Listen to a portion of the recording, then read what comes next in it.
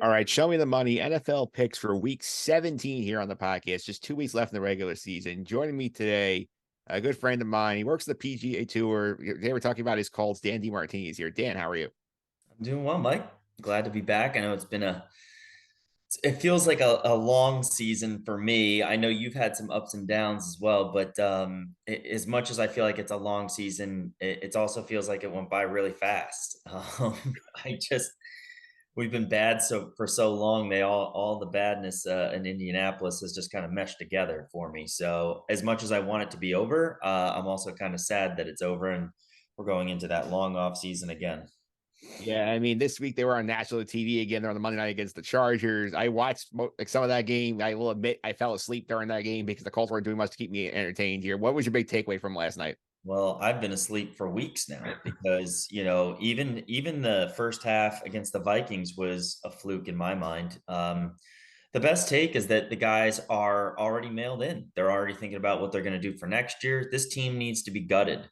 And it's a real shame because I thought if you go back to last year and you think about what Reich had going with Jonathan Taylor, and when we went into Buffalo and we beat them by like 30 points and absolutely manhandled them, Wentz was playing pretty decent at the time. To think what's gone down since and the lies and the just, I guess, yeah, I don't even know if it's a true lie because I think that the front office believed that the moves they made in the offseason were right. And to move on from Wentz, to take on Matt Ryan, to Reich needed to be fired. The team had quit on Reich, and Reich was so focused on these ridiculous, you know, uh, monotonous, just stretch of run, so predictable, vanilla offensive plays, like nothing was going to work. Um, I genuinely believe that if we had kept Wentz, we would have, and he didn't have any injury, year two would have been better. I think that with how bad the AFC South has been, I think that we would have won the South. Matt Ryan, we got absolutely duped by Atlanta. His arm was shot. His quick twitch muscle, like his reaction to what's going on, is completely useless. He only looked good for maybe a little bit of stretch in like weeks 4, 5, and 6. And everybody wants to blame the protection. Mike, you and I both know this league, your quarterback has to be able to move. If you can't avoid that first pass rusher, or you can't step up in the pocket, you can't run on 3rd and 3 to pick up the first, and Rivers, and people want to say, oh, well, Philip Rivers did it. Well, Rivers was so savvy with the way he moved in the pocket, and he knew when he had to get rid of the ball, and he still could fire it in a little bit. And they game plan for Philip Rivers. Matt Ryan, every time he dropped back to make a pass, he either wasn't going to throw it hard enough to get it to the receiver, or he was going to end up taking a sack because it just took him too long to find somebody open. And I don't want people want to blame the receivers. People want to blame the offensive line. Jonathan Taylor never got going. People want to blame play calling. You can't win with Matt Ryan right now at 37, 38 years old. This is a young quarterback league. And you're seeing it more and more by these young guys who come out of college or, still in their early 20s and are having immediate success because they understand the speed at which you have to play and how hard you have to throw the ball. So this team, and Jim Irsay saying at the end of last year after we lost to Jacksonville and missed the playoffs, all chips in. I posted a funny meme on Twitter the other day where it was like it was Jim Irsay, all chips in, but there was only like 2 chips. So I guess I was optimistic going into the year that the running game was going to be so good. Matt Ryan was going to be like the old Trent Dilfer, Baltimore Ravens game manager type guy, but it's just not the case. And they seemed like that Jacksonville and the Oakland Raider losses at the end of last year kind of killed the morale, which makes me so mad because they pride themselves on like the culture and the good guys in the locker room and nobody's a troublemaker and everybody gets on. Well, Nyheim Hines wanted out, and he's one of the nicest guys, best people that you'll meet in the NFL. And he got the heck out of here, went to Buffalo. And you got all these guys now pointing fingers at each other. Our all pro linebacker might be completely done in the NFL. It's hard to come back from multiple spine injuries and nerve damage. The offensive line, we let go 3 depth pieces and they've played great elsewhere. And unfortunately, we could have kept all 3 of them. The whole team was a mess. And Chris Ballard has come out. The GM has basically said, like, oh, well, you guys wanted me to do this or that. You wanted me to get a wide receiver and I couldn't address the offensive line. Yes, you could have. We still have one of the most cap spaces of all the teams in the NFL. He thinks he's this cap genius. And yet, at the end of the day, you have to spend money on proven guys. And right now we're rolling out a bunch of guys who are just backups on other teams. So we're a mess. We need to be completely gutted. I really hope with the 5th overall pick and potentially the 4th overall pick, depending on how next week goes, I'm really hoping that we get rid of everybody except for Taylor and a couple guys on defense that are under contract, and restart this offense from the ground up. Yeah, obviously that was a lot to say there. Sure, you had to get it off your chest, but 2 things that jumped out to be obviously number one, like I cannot remember a team falling apart off a season-ending loss. I think this reminds you a lot of like what happened to the Jets after they lost in Buffalo in 15, and the next year's a complete disaster, and then the train backed up. I feel like the same things happened to you guys here. 100%, and it starts at the top. And so for me, just from like a Colts fan perspective, okay, so your owner's not going to change. Okay, so we know he's nuts. We know that Irsay, but he will spend money. Then you got to look at the next guy in line. So you got to look at Chris Ballard. So Irsay comes out last night right before Irsay's been clamoring for primetime games. We've had 4 primetime games in like the last 8 weeks, and we've been abysmal in every single one of them. So, but he's got a lot of pride. So there's a lot of kind of Colts fan chatter of whether or not he's saying Chris Ballard is safe just to get through the season, but Chris might not be. I'm curious what happens here, because before you can go into whether Chris Ballard keeps his job, the question is, are guys like Sean Payton or Jim Harbaugh interested in this job? And I know we can talk a little bit about Jeff Saturday and his situation, but if I were Jim Irsay, I would ask Sean Payton first. If he's not interested, no problem. I would then go to Jim Harbaugh, because those are the 2 guys I think that can stabilize the organization. And if those guys aren't interested, then I'm going to a next tier. I would keep Ballard, but then I would say to Ballard, we need a change of atmosphere here. We need a head coach who's actually a head coach, and then we need 2 coordinators. None more of this head coach is also offensive coordinator nonsense. I think you need a guy who can come in and kind of be that figurehead. I mean, look at Nick Sirianni. He was our offensive coordinator. He goes to the Eagles. He takes on that kind of leadership role. He lets Steichen do his thing on the offensive side, and he's got the defense. He's involved in both. I want that again. I don't want a head coach that's not worried about the game situation. He's worried about the next play call. So we have a lot of restructuring from an organizational front to do. I would love DeMeco Ryans. I don't think they're going to go defensive. I think they're going to go for an offensive coach. So I'm more in the Steichen. I'm more in the Ken Dorsey, and I'm in the Ben Johnson interest category. If I was choosing, and Harbaugh and Peyton are not available.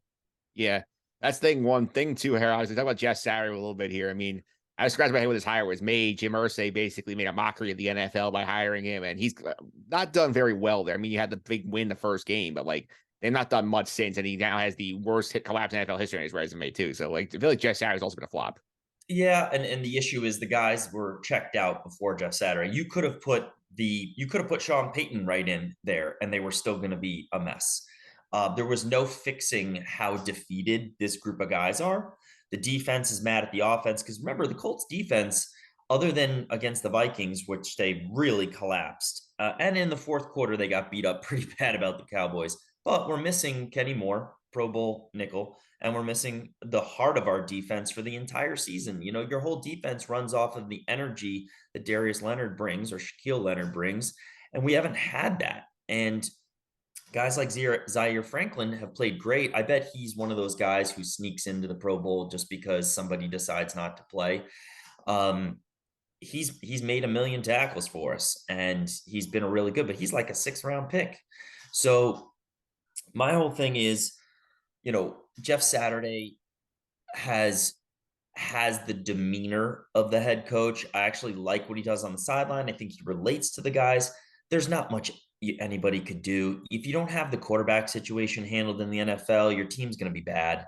I mean, there's not too many teams with underperforming quarterbacks that are winning games consistently, right?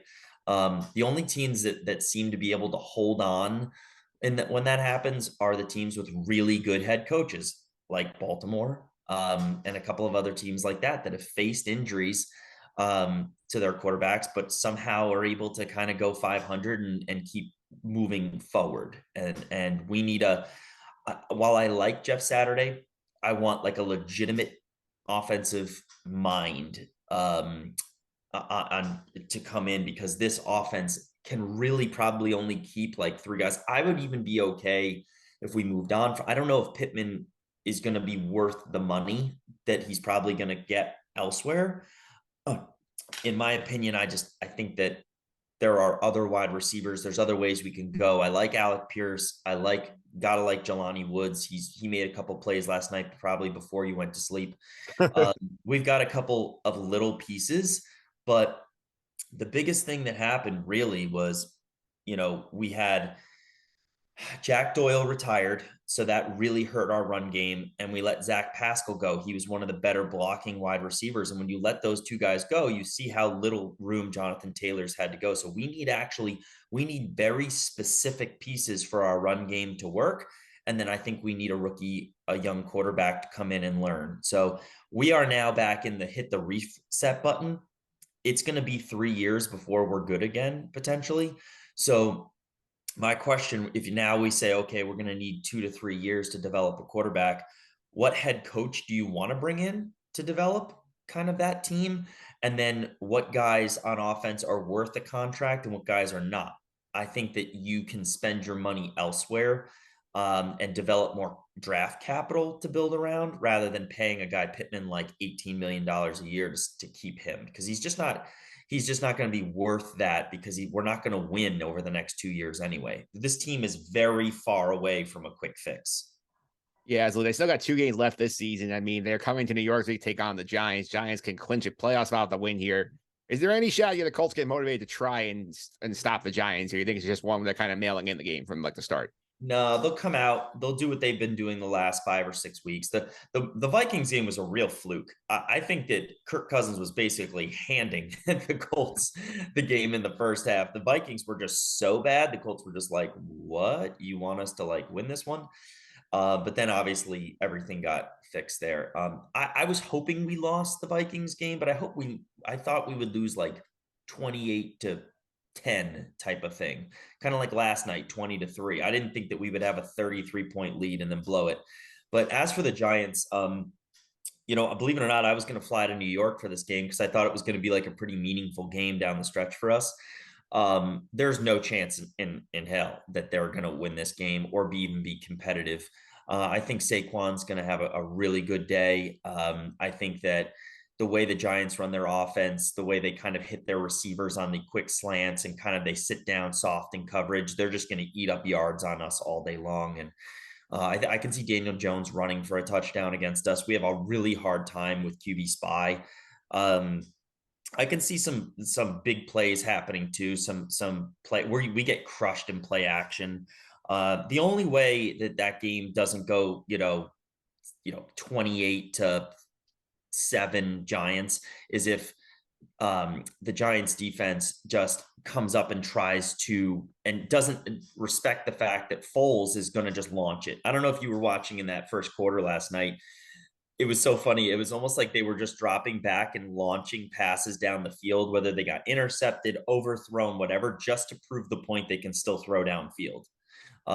Because Matt Ryan literally hadn't thrown a pass over 30 yards in a long time. So, unless like a corner falls or slips on the turf, we have the least amount of explosive plays in the NFL, I believe. I thought I saw that stat recently. So um, we're a pushover at this point, and our guys are already thinking about vacation.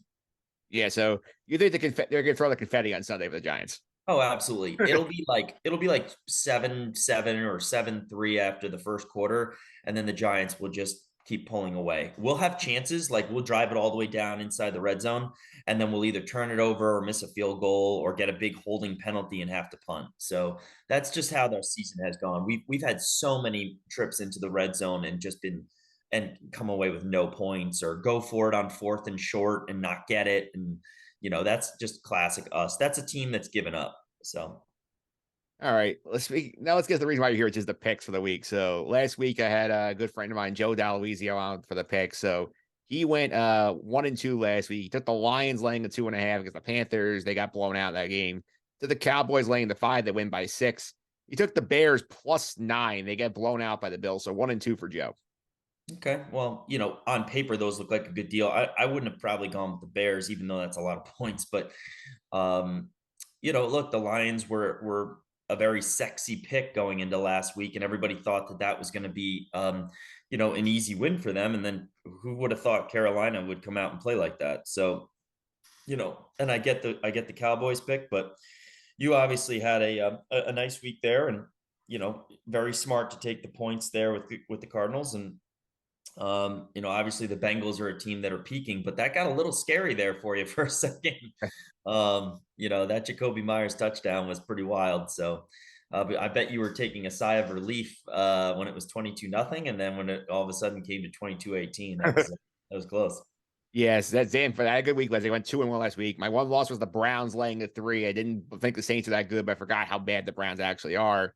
Bengals 3, I thought, like you said, I thought was good. 22-0 ends up being 22-18. I cover barely. Cardinals, I said this last week, getting the points. I said, didn't matter who his quarterback is. Tampa Bay should not be laying that many points to anybody with how they played the last few weeks. So that was an easy one for me.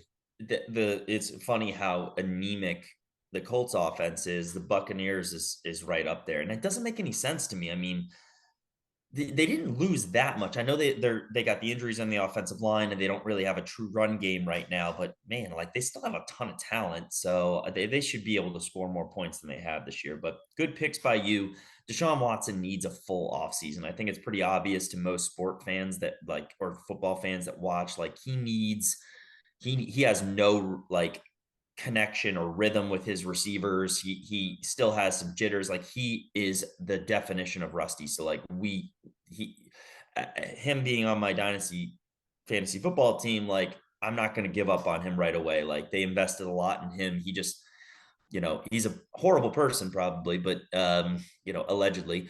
But at the same time, like from a football standpoint, he needs the off season. He needs like training camp, and he needs reps. So I don't think the Browns record this year is going to be indicative of what they'll be next year. I think they're going to be much better.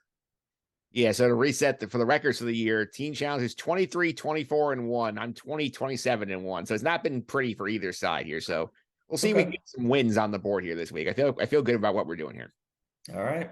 I'll see if I can help. All right, let's go ahead here. We'll do some picks here. You are up first as the guest. We're going with your first pick of the week.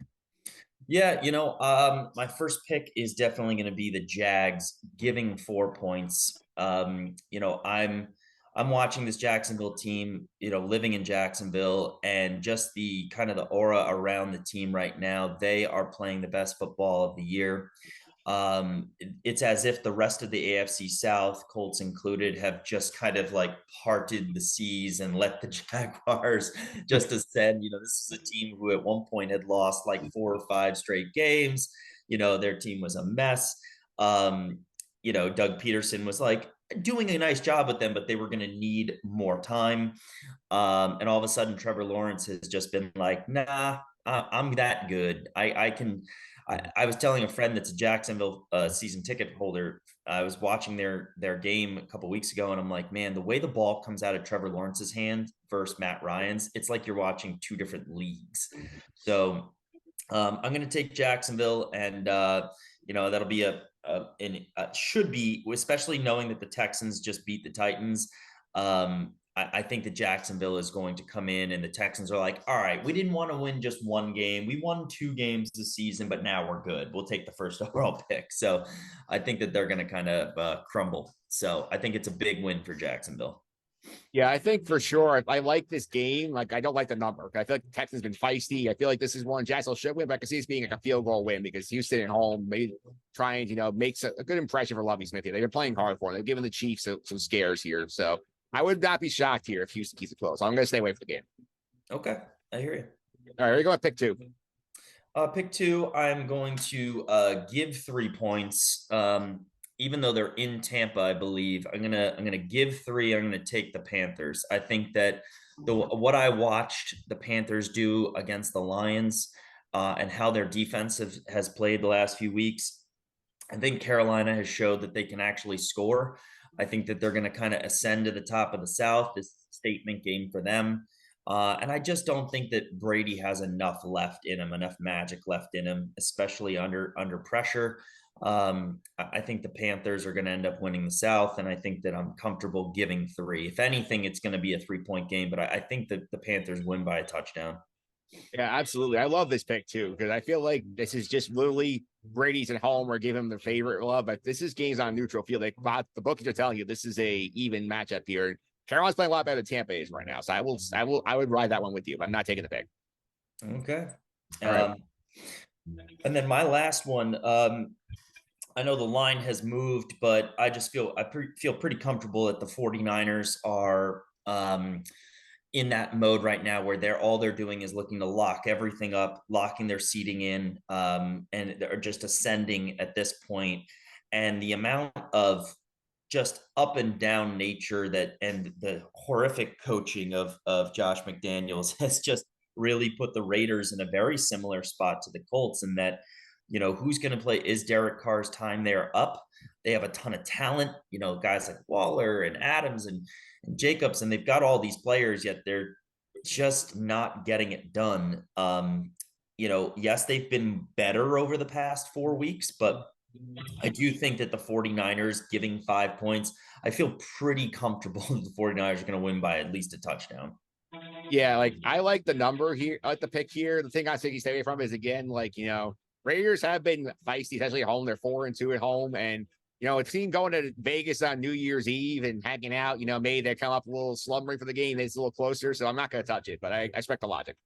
Yeah, no, and I just think that it will be a game where the Raiders are susceptible to a couple of big plays here or there. And I do think that Shanahan will have a couple things up his sleeve to create some plays over the middle and deep. So I'm definitely thinking that if you were going to tell me like what's the score going to be on this one, I can see it being like 28-17 49ers, where it's close for a while, but I do think the 49ers score late and kind of create that separation. So, all right, you're on the board. I'm up now. Pick 1. I'm going to take the Jets getting the 2.5 in Seattle against the Seahawks. It's just entirely because of Mike White.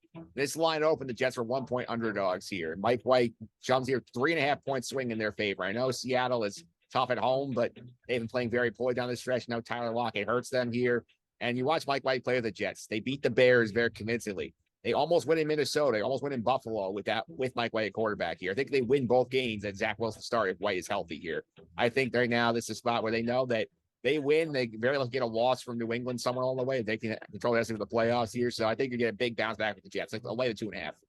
100% agree with you that Mike White changes the Jets. The guys seem to play harder around him. He's more willing to take some chances and throw into tight spots. I definitely think that the question for the Jets will be, can Mike White get up after his first big hit? Just how much pain, like it's not that easy to heal from that kind of an injury. So I know they're desperate. The Jets are still fighting. Salah's obviously got them motivated.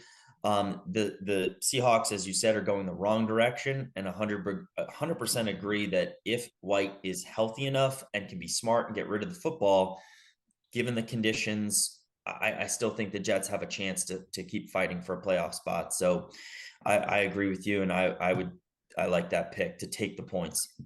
All right.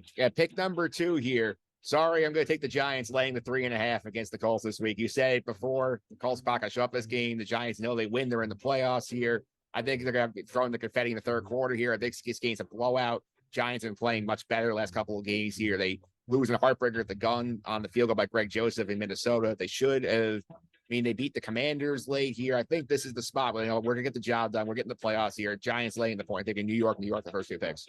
You want to talk about a perfect game for the Giants at home, cold. The Colts players are playing for nothing. They're going to want to get out of there. They're like, all right, you take your touchdowns.